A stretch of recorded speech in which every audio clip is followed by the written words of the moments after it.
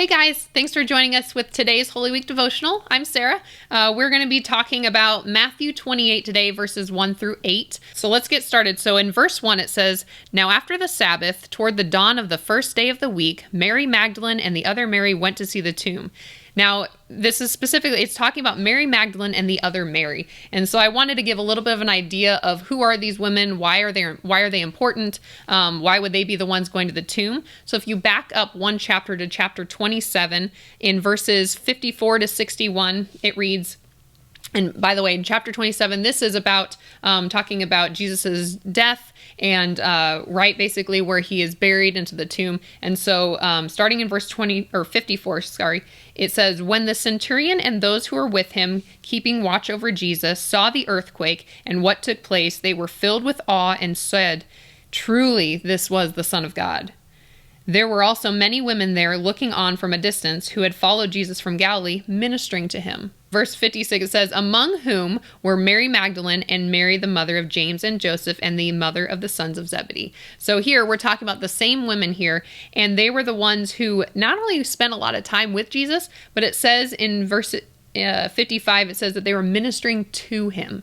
What an amazing privilege to be able to spend that much time with, to learn from, and to be ministered by Jesus, but also to be able to be a person who could even minister to Jesus. So obviously these women were important in the life of Jesus and in the ministry of Jesus. And so clearly it makes sense why they would be the first ones going toward the tomb. And so here in chapter 28, starting with verse 1 says, "Now after the Sabbath, toward the dawn of the first day of the week, Mary Magdalene and the other Mary went to see the tomb."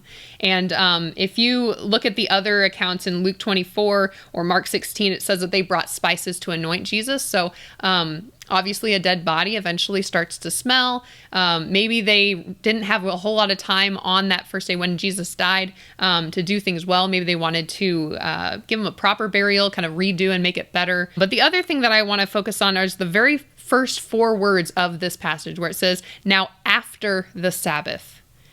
So there's a song that I sing with the kids. It's 1, 2, 3, Jesus is alive. And it emphasizes on day 3 where Jesus rose again and Jesus is alive.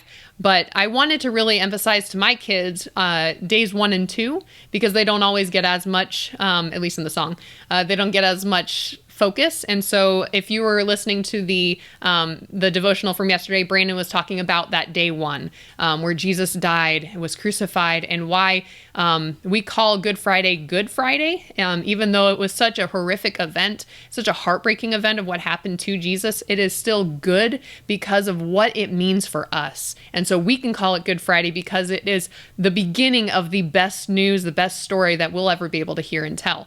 And so here in chapter 28, we're talking about day 3 when Jesus is no longer dead. He is risen, but there's not a lot of emphasis on day 2. And here where it says now after the Sabbath is when these ladies came to the tomb. And so clearly in between day 1 and day 3, it was Sabbath. And I find that very interesting that God arranged these events the way that he did, because I don't know about you, but I don't know how I could have even done a Sabbath after what happened on that day 1, after someone who I loved dearly, trusted, and put my entire life and faith in was now dead. Probably having doubts of, was he who he said he was? What happens next? Now what do I do? My whole life was for him. Now where do I go?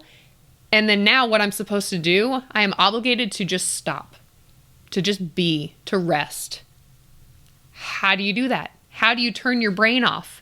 I imagine that some of the people who may have been like busybodies and, maybe liked their own version of control, they probably wanted to control the situation, to fix it, to do something, but they couldn't. They had to just rest. And so let's move on. So back in chapter 28, starting in verse 1, and we'll read on. So now after the Sabbath, toward the dawn of the first day of the week, Mary Magdalene and the other Mary went to see the tomb. And behold, there was a great earthquake, for an angel of the Lord descended from heaven and came and rolled back the stone and sat on it. His appearance was like lightning, and his clothing white as snow. And for fear of him, the guards trembled and became like dead men. But the angel said to the women, "Do not be afraid, for I know that you seek Jesus who was crucified. He is not here, for he is risen as he said. Come see the place where he lay. Then go quickly and tell his disciples that he is risen from the dead, and behold, he is going before you to Galilee. There you will see him. See, I have told you." So they departed quickly from the tomb with fear and great joy, and ran to tell his disciples. And behold, Jesus met them and said, "Greetings." And they came up and took hold of his feet and worshipped him. Then Jesus said to them, "Do not be afraid. Go and tell my brothers to go to Galilee, and there they will see me." So I want to leave you with this question. What is your response to the gospel message?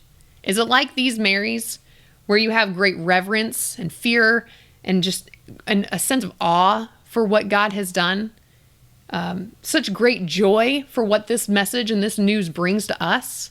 Or are you like some of the disciples, where even after they heard Jesus was alive and after actually seeing him, verse 17 says, when they saw him, they worshiped him, but some doubted.